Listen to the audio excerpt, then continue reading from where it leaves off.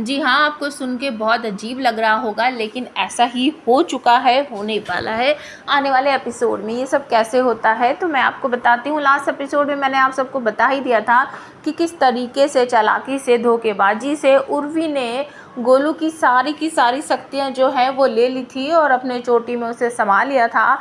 और चोटी में लेने के बाद उसको ऐसा लग रहा था कि इस दुनिया की सबसे पावरफुल डायन वो ही बन चुकी है, क्योंकि उसने रिश्वा और दावंश के बेटे के सारे पावर जो है वो छीन लिए हैं। लेकिन यहाँ कहानी में बहुत बड़ा ट्विस्ट आता है।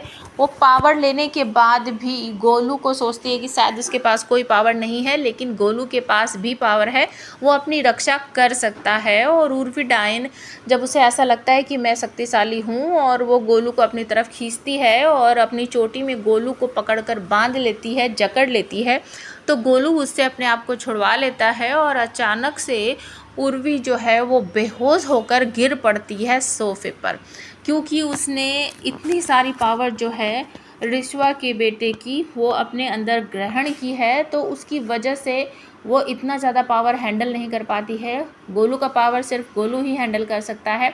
तो वो एक तरह से बेहोश हो जाती है, अधमरी सी हो जाती है और पड़ जाती है बिल्कुल। तो सारा परिवार उसे उठाकर चेयर पर बैठाता है और सब ये सोचते हैं कि ये डायन है, अगर हम इसकी चोटी वोटी काट देना तो इसके पावर सावर ना सब खत्म हो जाएंगे। तो सारा परिवार उसे बड़ी सी कैंची उठाकर लाते हैं। डायन की चोटी काटने के लिए कहते हैं, तो हर्ष और अर्जुन को जिम्मेदारी दी जाती है कि तुम इसकी चोटी काटो। दोनों डर रहे हैं कि कहीं अगर ये डायन उठ गई तो हम दोनों को बिल्कुल जला भुना देगी। तो हर्ष जो है वो बहुत ज़्यादा डर रहा है। वो अर्जुन को कहता है कि तू छोटा है ना, चल तू काट।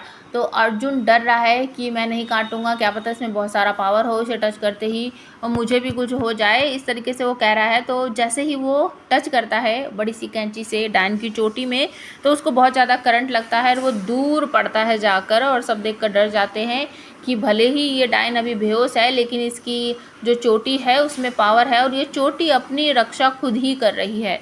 तो यहाँ पर गौरी ये सब देखकर बहुत ज़्यादा बेचैन हो जाती है और वो तुरंत ही अपने परिवार को ये समझाने लगती है कि अगर हमें अपने गोलू को सेव करना है सारी ज़िंदगी के लिए, इन डायनों से उसे बचाना है, तो हमें गोलू के जो पावर है उसे उनको त्यागना होगा, वो पावर छुपाने होंगे। क्योंकि नॉर्मल इंसान वो तभी बन पाएगा जब उसके पास कोई पावर नहीं होंगे। अभी वो दावंश और रिश्वा का बेटा है, जिसकी वजह से उसके अंदर पावर है, और इन पावर को पाने के लिए ही हमेशा डायन उसके पास आती रहेगी। तो ऐसा अगर हो जाए कि हम उसके पावर ही उससे निकाल ले या छीन ले या त्याग दें, तो कभी भी उसको किसी से भी खतरा नहीं होगा। विहान मना करता है कि नहीं, पावर की वजह से वो अपनी रक्षा कर, जब पावर नहीं होंगे तो वो अपनी और हमारी रक्षा कैसे करेगा। तो गौरी यहाँ पर समझाती है कि इन पावर के चक्कर में ही तो वो हमेशा खतरों में पड़ा रहता है। जब उसके पास कोई पावर ही नहीं होगा तो उस पर कोई खतरा भी नहीं होगा।